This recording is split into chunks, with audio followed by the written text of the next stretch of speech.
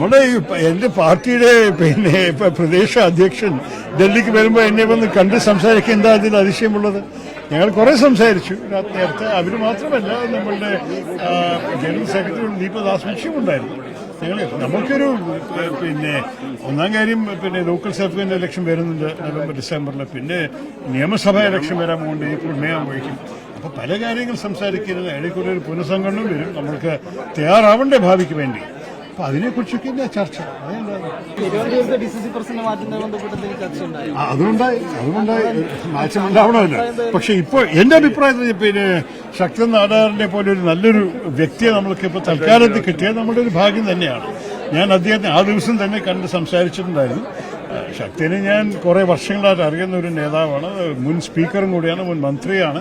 അപ്പോൾ അദ്ദേഹം ഒരു വലിയ മനസ്സ് കാണിച്ചു ഇങ്ങനെ ഒരു ചെറിയ ജോലി ഏറ്റെടുക്കാൻ. പക്ഷെ നമുക്ക് അത്യാവശ്യം തന്നെയാണ്, ഒരു സംശയമില്ല. എന്റെ അഭിപ്രായത്തിൽ കുറച്ചും കൂടി തുടരണം. വെറും ഒരു താൽക്കാലിക 1-2 ആഴ്ചയുടെ കാര്യമായി കാണുന്നത്. കുറച്ചും കൂടി ഇരിക്കുന്നു അവിടെ. പക്ഷെ അവരിനിയും ചർച്ച ചെയ്യുന്ന വേറെ പേരുകളെ കുറിച്ച് അല്ല. ഞാൻ അങ്ങനെയുള്ള സംസാരം നിങ്ങളുടെ മുമ്പിലല്ല നടത്തേണ്ടത്. ഉള്ള സംസാരങ്ങളൊക്കെ പാർട്ടിയുടെ അകത്ത് തന്നെ. പക്ഷേ ഈ കാര്യത്തിൽ ഇപ്പൊ താൽക്കാലികമായിട്ട് നമുക്ക് നല്ലൊരു നേതാവുണ്ട്. താങ്ക്സ്.